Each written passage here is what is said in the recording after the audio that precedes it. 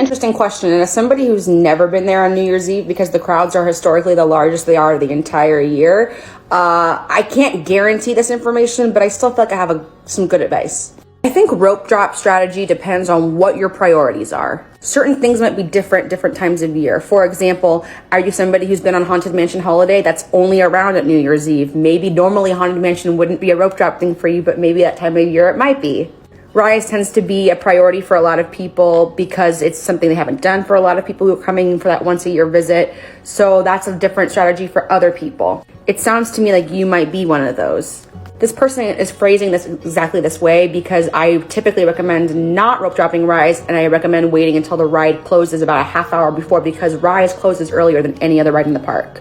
And typically, if you go about a half hour before ride close, time will be in your app because it changes. That is usually a surefire way to wait for only a half hour. The reason why this works is because there are no more lightning lanes at that point, and so it's just a one line system, and you guys all know how I feel about that. Lines move faster when it's a one line system. Now, New Year's Eve might be a little bit different because A, it's the biggest crowds that there ever are, and you can also almost guarantee that everybody is staying till park close. A lot of people come 8:30 or so, they leave because their kids are tired. They've been there since rope drop. It's a whole other ball of wax. At New Year's Eve, it's going to be entirely different because everybody's staying till midnight almost by guarantee, right?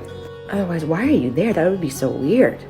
So no, my normal strategy would not remain. Actually, my best advice would be to rope drop some other rides so that you can get a ton, maybe 3-4 rides in an hour during that initial rope drop period. And then I would just advocate for maybe buying Genie Lightning Lane for Rise that day. Because at the end of the day, the most crowded day of the entire year, the rope drop line is still going to be insanely long because everybody else has the same idea as you.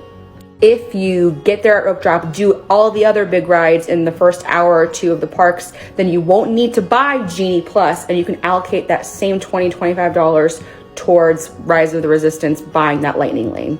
That to me would actually be the better strategy for this day in particular.